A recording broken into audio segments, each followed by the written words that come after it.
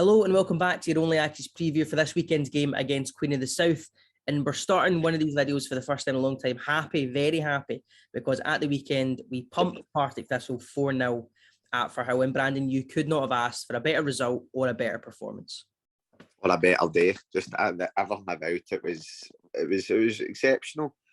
And obviously last night we saw Thistle being pumped by Dunfermline as well, which makes the result even more important because we've still got that sort of 6-point gap between ourselves and them, and the 9-point gap between us and Queens. So it was a huge result, brilliant performance, changed the team, which we clearly had been crying out for so long. And would you look at that, it worked. It was just overall, it was brilliant. I saw a few people saying, "Oh, Thistle had a few players out. Thistle were really poor. Look at the result against Dunfermline." If we performed like that against them in this league, the way in which we performed on Saturday, wouldn't matter what team we were up against, we would have won the game. Simple as that. We were brilliant. Every player get pass marks and more, and they done their job brilliantly. And it just shows you what we're capable of when we set up in the right manner. Don't think for a second that was our strongest 11. There was a lot of players that could have easily fitted in as well, which makes that it makes it even better, because it was just a brilliant performance. The way in which they pressed, the sort of confidence they had in each other, and I think I've touched on it in the Twitter spaces. The fact that they kept going for more, they didn't just, you know what it's like when we maybe 1-0 up, 2-0 up. We always feel quite nervous. That didn't show in the players whatsoever. The players showed that they smelt blood and they went for it, which was refreshing to see, because it's been a extremely long time since we've had that. And here's hoping to continue and don't bring us back to the ground on Saturday. Yeah, well, you mentioned the setup again. It's something we speak about a lot, and he did change the setup, and he moved it to almost a 3-4-3. But the key aspect of that was the three forward players, Ryan and Winter, who were on either side of Moyle, were deeper and almost just behind them. And that was something you picked up on in the game, as well as just that slight change of having those wide players closer to your striker made all the difference, because it meant Moyle's knock-ons were getting picked up, the second balls were getting won. And realistically, that's what made a big difference, I think, going forward, was the midfield and the front three picking up the second balls, which is not something we've done this season. The fact that having that, you could say a slight change, but it was a huge change, because they two strikers, their natural position is strikers and forwards. So having them, their natural instinct when they're close to Moyle, getting close to him, feeding off him. I think when we've played the setup which we normally play, you've got the two forward, or as we call them, they're meant to be two forwards, but ultimately it's a right mid and a left mid when we play them, and your Kennedy or maybe your Redfern, and that leaves Moyle so isolated up top. No one can pick up the balls that he's sort of getting passed forward to, and it just means he's so isolated up top. Whereas with the setup we played on Saturday, he's actually got Winter and Ryan right beside him, but he's also got the options which you'd normally have, where Kennedy and Redfern would be, with the wing backs, who are Kieran McDonald and Jamie Hamilton, because they are naturally pushing forward into that position as well. But that also gives you the stability, because they're good at defending. They can also play in the sort of the full-back position. So those changes were massive. The three at the back, rock solid. We know that Popescu and O'Reilly have a great sort of partnership together, and then putting such a experienced head of Brian Eastman with him as well just is going to benefit them massively and benefit the team too. So it's a change in setup which everybody in their dug was crying out for. He done it, much to everybody's approval, and you can't credit where credit's due. He's changed it. It's been successful, and we just need to hope to dear Lord that he continues with it. And because why change something that's, as we've said many a time before, why fix something that's not broken? Yeah. But it's clearly that works. Clearly it's been beneficial. It's the best performance of the season. You'd like to think everyone will be in the confidence. The full of Accies social media, I don't think I've saw one negative comment, which is a joy to behold, because you know what it's like on social media usually. So everything about everything, majority of things is positive at the present moment, and it's just up to us to keep that momentum going, both off on the park mainly, and hopefully off the park, and that'll sort of boost the players, because a lot of the sort of interactions on social media the past week have been really positive, and we just need to hope that the confidence goes into Saturday and we ultimately get that win, which hopefully, in my opinion, would make us safe, because I don't see it would keep us safe for automatic relegation anyway, because it puts 12 points ahead of Queen of the South, meaning that they'd need 4 wins at the last 6 games, and they're not going to get that. So a win keeps us up automatically, and that's huge. And I'd like to think we will get that win because of the manner in which we played, but it's Hamilton Accies, so who knows. Well, before we go on to talk about that, one more thing about the Partick game is it's easy to pick out, say, your David Moyle or your Andy Ryan for your man of the matches. I think Andy Ryan get 2 goals. You know, David Moyle had a handful of assists as well. But a player that was picked in our Twitter spaces in the man of the match was Steve Lawson. And quite rightly so, because as they quoted on Twitter, he covered every blade of grass. He was brilliant in midfield. And after being put in midfield previously and us saying he looked a bit nervous, and then he came into the game in the second half, this was kind of the perfect midfield performance we could have asked from him. Constantly picking up the ball in midfield. He was battling both in the air and on the ground as well. He got forward and he was back helping the back 3, the back 5. He was unbelievable in midfield, and I think quite rightly so was picked by fans as their man of the match. Listen, I think it was a really tough one, because usually when we do see a man of the match, it's usually as a standout, because there's not really much to choose from. Saturday there, it was a tough decision. I think the 3 players that you mentioned there, it's really harsh on both Andy Ryan and Moyle, because I thought, you know, I'm usually Moyle's biggest fan. I'm the one that always sticks up for him, but recently he's been absolutely phenomenal, and he just needs to keep that up, and having people near him, I think that'll just show his ability even more, because he might not be the greatest, and he's had a lot of stick, quite rightly so, but recently he's been phenomenal. Andy Ryan was phenomenal on Saturday, and it just shows you having him beside a striker and having somebody near him, rather than being an isolated striker, and having a bit of confidence. He was brilliant on Saturday, and even Winter as well up top. He was good, and it just shows you having people beside each other, not having sort of people isolated and playing this sort of negative football, what it can do. But quite rightly so, as you said, Steve Lawson was phenomenal. His first few games, a lot of people thought he was nervous, and I think that was mainly because he hadn't played football in so long. It's like you're asking someone to go, you know, you don't lose it as such, but he hadn't played football near enough a full season. Do you know what I mean? So he's obviously not going to be that quite sharp, but Saturday there, he was phenomenal. A lot of people might say, oh, but Thistle were poor, but as I said in the preview, Thistle's, I think we had Scott Tiffany out. Scott Tiffany and Brian Graham, they were 2 kind of big misses. Tiffany in midfield was the sort of biggest player they're out, but apart from that, their general midfield was the same as what it's been all season. And like I said in the preview, their midfield is easily their strongest place. So no, Lawson was everywhere. Lawson, he covered every blade of grass, and it was a full, complete performance, as well as majority of other people. It's a really good place to be in, where you're struggling to pick your man of the match because how good everyone else is. And yeah, hopefully that continues into Saturday, and we just keep the momentum up and secure our safety. Well, looking ahead to Saturday, before we talk about the actual game itself, we are disappointed about something midweek, and that is riding off the high of a 4-0 win away to Partick Thistle. As you said, massive game against Queen of the South on Saturday. I think if we win that, we're pretty much comfortable, I think, at least staying in the championship. And one thing we are disappointed in is the club not incentivising more fans to come to the games. Now, that could be many things. That could be the 2-for-1 tickets that they offered on Boxing Day that end up getting cancelled. Not their fault, but bring that back in.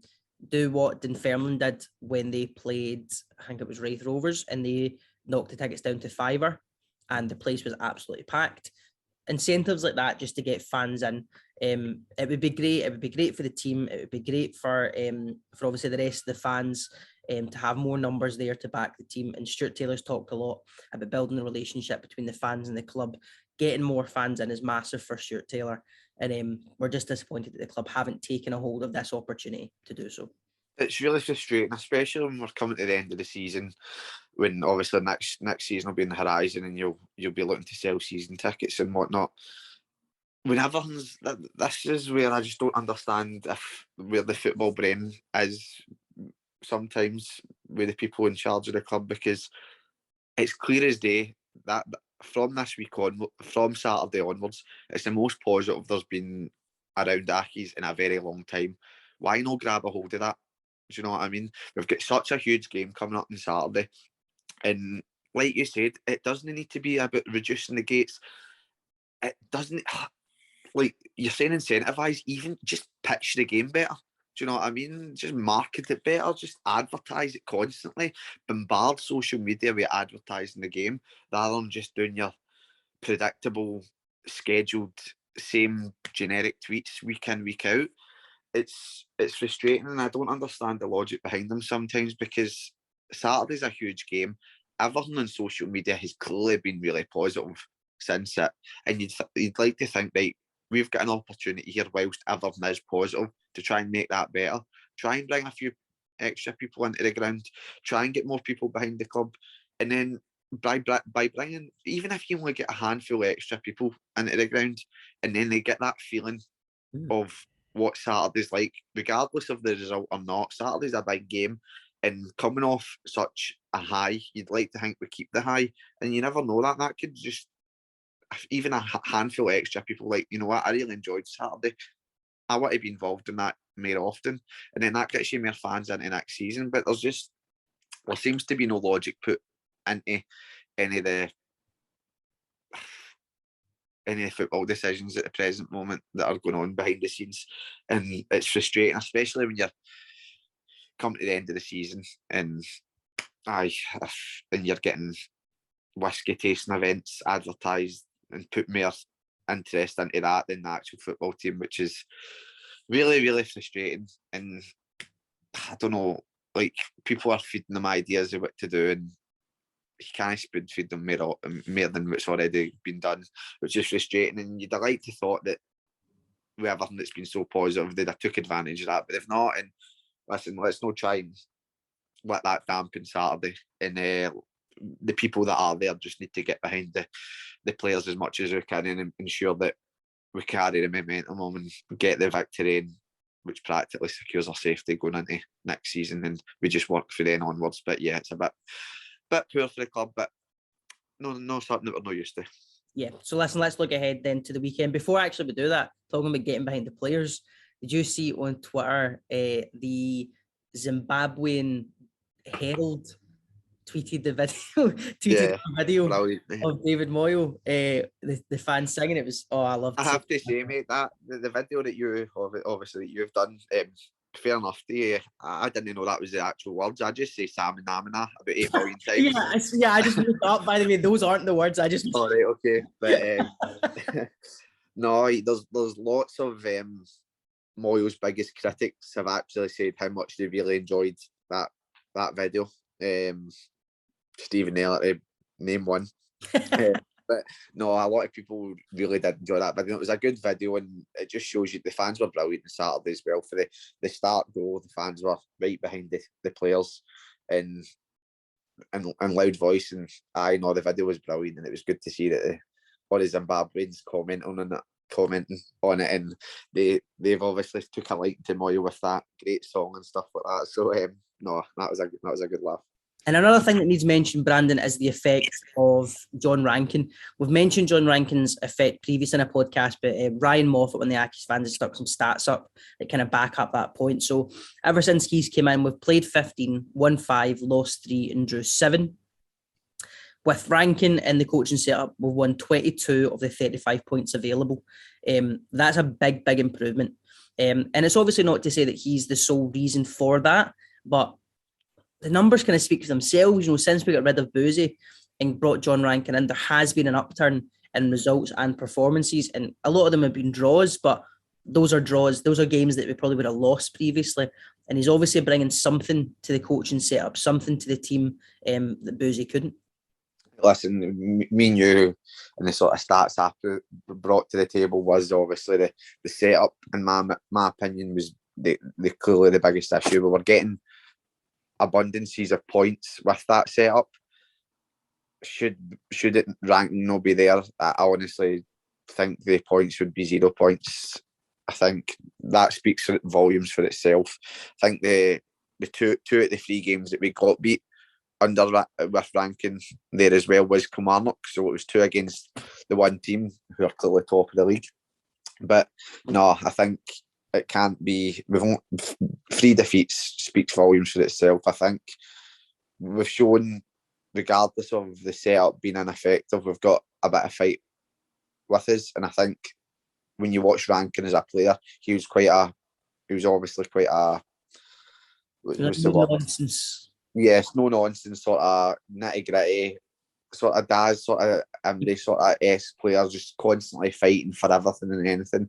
Which, even though we've only been getting the points here and there, I think if our setup changes, which we showed on Saturday, we're more than capable of getting all 3. And I think Rankin's been a breath of fresh air since he came in, and I think he'll definitely go into first team management at some point in his career. I wouldn't be disappointed if he took the first team job at some point at Accies, because he's clearly shown that his influence since he came in has been huge. And long may it continue, and hopefully that goes on to Saturday and we get the win, and we get our 2 wins in a row that we've not had all season. So let's, like I said, let's look ahead into the weekend.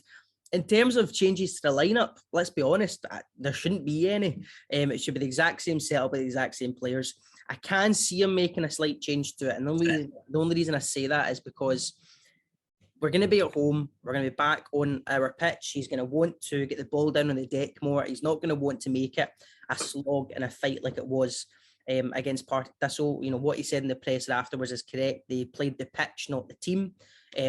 And, you know, and I totally get that. The pitch is an absolute disgrace at Partick, but he'll want to change that. He'll want to get it back on the deck and playing the football. So if he makes a change, I can only see it being Kai Kennedy, say, coming in for Andy Winter or something like that. Somebody who's, you know, wanting the ball at their feet to run at players, and not that Andy Winter isn't that, but what I'm trying to, I don't know, you know what I'm trying to say? I get what you're getting. He wants a ball playing winger, a ball playing forward who wants the ball at his feet to run at players. And so if he makes a change, that's only one I can see him making. But I would not blame him for keeping the full 11 the same, because they deserve it. The thing I get what you're getting at, and I understand the logic behind that. But let's be honest, it's no worked. When we have attempted to play football, it's no worked. With the setup we said before, we have players that are really capable of playing football. But if he's going to bring that player in, then he needs to keep it to a similar setup in which it was on Saturday. If you're going to bring in a Kai Kennedy for Andy Winter, you need to keep the exact same manner in which we're set up, which I wouldn't have any qualms with. If he was to bring in a Kai Kennedy for Winter, let's say Winter, which is unfortunately he's the one that's getting name dropped just because how good Ryan and Moyle were, then my biggest fear would be that would then perhaps maybe put the players back into the mode of, well, let's drop into the sort of setup we're used to because you've got Kennedy on, if you know what I mean. Then that would mean that Kennedy would be out wide, Ryan would be out wide, and then once again we're back to square one with the striker being isolated. But no, I get what you're saying. I just think there was, although we did play the park, if you want to call it that, I thought we played football pretty well in that park as well. Oh yeah, there was definitely moments of ball was on the deck, a lot of lovely passing movement. We pressed them when we didn't have the ball. So I just think it'd be extremely stupid and extremely unfair on all those players to change it. I don't think any of them deserve to be dropped. But I do understand your logic of where they might make the changes because we're back at home and they want sort of more playing the ball on the deck. But I think that regardless of how shite the pitch was, I thought we played brilliantly on the deck. We played brilliant football. And it's no fair to drop any of the players. Absolutely. Well, let's mention Queens because they had that little new manager bounce. They've got the caretaker boss in, is obviously their captain as well. So they've had that little bounce. I think he was unbeaten in his first 4. And they've lost 3 games in a row now. However, it's been against Partick, Wraith, and Kelly. So the kind of top 4 teams they've lost, but they've only been by 1 goal. So it's not as if, they've had their new manager bounce and they're now dropped off again. They've still got something about them. It's going to be a very, very tough game. And I don't think this will be another. We said about the Partick game, but I honestly don't think this will be another, 2, 3, 4, whatever you. I think it will be a lot tighter and a lot closer. And I think Queens will come with that attitude of, Dunfermline have just won. They're now rock bottom of the table. If they don't pick up a point, they fall into the trap of maybe falling behind Dunfermline again. So they'll come with a battling attitude, and we need to match that again, as we did against Partick Thistle. I think on that as well, I'd probably need to ask Scott Struthers, but the last time we beat a team 4 times in the league, because I couldn't tell you the last time it was to beat a single team every single time we've played them in the league. So, no, listen, Queens, obviously they got their new manager in, obviously someone that knows the club well. He's been there all his days. He clearly lives in a bit similar to sort of Emery was. He sort of lives and breathes sort of Queen of the South, so he's going to have them fighting for everything. And recently they have been beat just by the goal, or just a goal here and there in every game. So they're going to be up for a fight. It's not going to be by any stretch of imagination easy. And like you said, it's not going to be similar to Partick Thistle. I don't think if we score, they'll crumble or anything like that. It's going to be a fight. But as long as the players go into the game with the same mentality and the same confidence in themselves and each other as they did on Saturday, then I don't see why we can't win this game. We've beat them comfortably in every game. They've been the poorest team we've played so far, in my opinion, but they've obviously picked up recently. If they get beat, then it's practically, you wouldn't call it, I wouldn't like to say game over for them, but it practically is. If we win, then we're securing our safety. So it's going to be a fight. We just need to make sure the players are up for it and the confidence is in them, and we'll see what happens on Saturday. But it's definitely going to be I think it'll be a good game to watch, but both sets of fans will be a bit nervous, is what will happen. Yeah. All right. Well, let's get your score predictions then for the weekend. You're confident that we're going to win? No. Okay. All right. I just don't get me wrong. If we play in the manner and the setup which we did on Saturday, then yeah, I think we've got every shot of winning. I just think they need it a lot more than us. Okay. And I don't think I can't remember for the death of me. We've obviously we would have done it, but I can't remember for the death of me the last time we beat a team. Every time we've played them in the league, so I think it's going to be a 2-each draw. I think they cannot get beat, and we cannot get beat. I just think I think we're going to change it slightly, which I don't think any of the players deserve to happen. I think the manner in which we'll change it is we won't have the 3 centre halves again.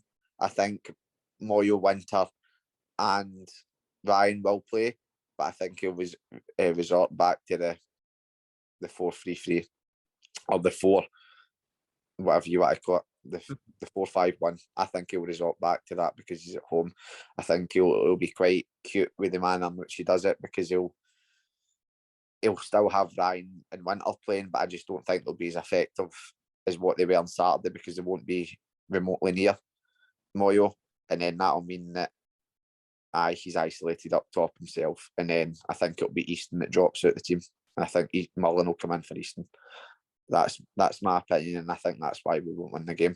Really hope I'm wrong. I hope it goes with the exact same team, and if that's the case, I think we will win. I don't think that's the case, and that's why I think it'll be a 2-each draw. I think we'll still have enough in us to get a draw at them, but we'll just need to wait and see in the lineup, and that's why I'm frustrated we can't choose a result until we see that lineup. But 2-each is my prediction. And another reason why I think that we won't get the win is we've not won two games in a row this season, which just shows the lack of consistency we have had. don't get me wrong, if we go in with the confidence that all the players clearly have and are oozing at the present moment, along with the fans, then we'll have every chance of winning on Saturday. But the fact that we've not won 2 league games in a row all season just shows a lack of consistency. Hope I'm wrong, but we'll see come Saturday. Okay, I'm going to stick riding the high of Saturday, and I'm going to say Accies will win 1-0. As I've mentioned, it will be a fight. It will be a battle. It will not, and it will be in no way easy. I just think we'll nick a goal. Sorry, a little voice crack there. I just think we'll nick a goal, either probably in the first half, and then it'll be a fight basically to stay in the lead. And I think we've got enough about us to kind of fend off Queen of the South. As we said, we're unbeaten against them so far in the league. We've kind of had their number, and they've had the little new manager bounce. They've played good teams, and I just think that if we go with the right attitude, as you've said, and I think even if we change the lineup back to, it's less effective. There's no doubt about that.